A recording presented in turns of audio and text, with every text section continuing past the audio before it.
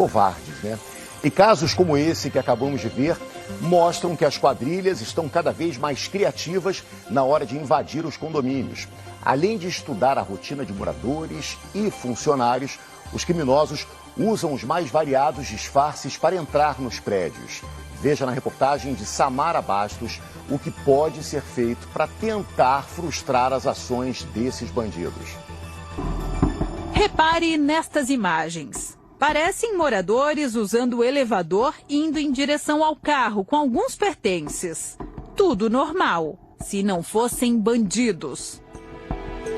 As imagens do circuito interno são de um prédio que fica na zona sul de São Paulo. Pelo menos 5 apartamentos foram furtados no dia 29 de dezembro. O homem que aparece nesta imagem 11 dias antes do roubo é quem teria alugado o apartamento por 30 meses através de uma imobiliária, um contrato acima de qualquer suspeita. Na noite do crime, foi o falso locatário que liberou a entrada de 3 criminosos. Em pouco tempo, entraram nos apartamentos, todos vazios. Eles saem tranquilamente com mochilas e bolsas cheias de objetos roubados. E não foi a primeira vez que uma quadrilha aluga um apartamento para realizar arrastões em São Paulo. Em junho do ano passado, um homem alugou um apartamento em um bairro nobre da zona oeste da capital para realizar os furtos. Segundo a polícia, os criminosos planejaram a ação durante uma semana e arrombaram 2 apartamentos. Só em um deles, levaram cerca de R$50 mil em dinheiro. Neste outro prédio, outra modalidade do mesmo crime também aconteceu nos últimos dias. Desta vez, os bandidos clonaram o controle do portão que dá acesso à garagem. 6 homens entraram de carro, renderam uma moradora e o porteiro e seguiram para o 4º andar. Os donos do apartamento não estavam em casa. O valor do prejuízo não foi revelado. A clonagem do controle, esse já é um crime que tem sido praticado há muito tempo e os condomínios têm que trocar a tecnologia que já está disponível, não é cara no mercado, e isso evita que o controle seja clonável. A criatividade dos criminosos para invadir condomínios tem surpreendido. Muitos aparecem disfarçados de técnicos de TV, entregadores, procuradores de justiça e por aí vai. Segundo especialistas, quadrilhas especializadas estão cada vez mais estudando o perfil e o comportamento de moradores e de funcionários. A sofisticação cada vez maior desses meliantes tem assustado. Eles usam menores, então muitas vezes você vê as pessoas que ingressaram, você nunca desconfiaria. Nós que estamos aí no dia a dia, também passaríamos aí muitas vezes numa situação de apuros por deixar entrar uma pessoa que parece ser uma pessoa do bem. Charles é síndico deste condomínio há 11 anos. Há quase 3 anos, um bandido furtou 2 apartamentos. Ele entrou pela portaria, conseguiu dar a entrada do comparsa, arrombou 2 imóveis e saiu com 3 malas sem que ninguém percebesse. Levaram o notebook, levaram os relógios importados, muitas joias. Ficou estimado na casa de uns R$150 mil. Tudo isso sem emprego da violência, né? Eles entraram como se fosse um visitante normal. Exatamente. Eles entraram como se fosse uma pessoa que fosse fazer uma visita a um condomínio. Para evitar esse tipo de crime, o condomínio reforçou a segurança. Agora, para entrar, é preciso se identificar entregando um documento com foto. Você se identificou, o morador lá em cima liberou você, você vem, faz o cadastro aqui, o porteiro pega todos os seus dados, te entrega o cartão. O cartão libera a passagem na catraca, uma outra barreira para controlar o fluxo de pessoas dentro da clausura. Esse sistema onde uma porta só se abre depois que a outra se fecha. Outra mudança aqui no condomínio é que as entradas foram individualizadas. Morador, então, entra por aquele corredor e prestador de serviço e visitante entra por aqui.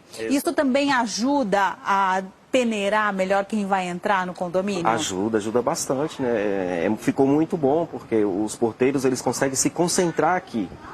Eles não se preocupam com a entrada e saída do morador, porque o morador ele entra e sai com a própria digital. Todo esse sistema de segurança mudou, né, Charles? Antes não era assim? Não era assim. Era tudo manual, né? No início a gente fazia no caderno, depois passou a fazer na biometria, mas não tinha a clausura e não tinha a catraca. Não é fácil controlar tanta gente. São 112 apartamentos e mais de 300 moradores entrando e saindo todos os dias. Mas com as novas medidas, a sensação de segurança aumentou. Então hoje ninguém mais entra sem que tenha um RG e eles recebam uma verificação, né? Então com isso a gente fica muito mais tranquilo. As barreiras físicas, como o sistema de clausura e catracas, são eficientes, sim. Mas, segundo este especialista em segurança, para dificultar ainda mais a entrada do criminoso, é preciso ter um conjunto de ações. O conjunto é o treinamento desse profissional, o condicionamento por informatização de que ele cumpra aquele papel esperado nos procedimentos de segurança. Então, o condicionamento é algo que impeça ele de dar jeitinho. Então, se você impede ele com todo o treinamento de dar jeitinhos, então você já melhorou bastante ainda a eficiência dele. E, por fim, tem que ter uma infraestrutura adequada.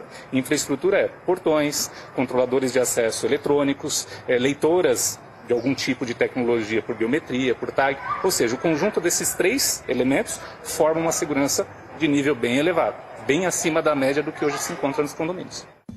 No caso da Heloísa, nem a segurança reforçada do prédio onde ela mora resolveu. Heloísa conta que um ex-morador do condomínio liberou a entrada para 2 rapazes que arrombaram a porta do apartamento dela. Foi usado um pé de cabra, abriram a porta, arrombaram e entraram aqui. A sensação de desproteção, aqui eu estava desprotegida. Eu mudei para um prédio, um condomínio que tem porteiro, tem segurança, entrada com biometria e aconteceu isso do mesmo jeito. Quando chegou em casa, a empresária encontrou esta situação, o apartamento todo revirado. Os criminosos levaram dinheiro, joias e um computador, um prejuízo de mais de R$30 mil. Naquele dia a gente tinha dinheiro, minha filha ia comprar um carro no dia seguinte. Tudo que coubesse em sacola, em mochila, eles levaram. Eles não levaram nada maior que pudesse chamar atenção na saída do prédio. A polícia identificou os criminosos com a ajuda das imagens das câmeras de segurança. O ex-vizinho acabou preso, mas Heloísa ainda não se sente segura. Eu estou sempre procurando outro apartamento, em outro prédio, para me mudar. Não mudei ainda porque não encontrei alguma coisa que eu gostasse mesmo. Para o especialista, o investimento em segurança privada e a integração entre os condôminos são medidas que podem dificultar a ação dessas quadrilhas. Enquanto nós estamos trabalhando, eles estão lá pensando em novas formas de agir. Então, se a gente pensar antes deles, ou pelo menos dificultar o trabalho deles, na hora que ele vai pensar em entrar em alguma casa, ele vai procurar mais fácil. Ele nunca procura mais difícil.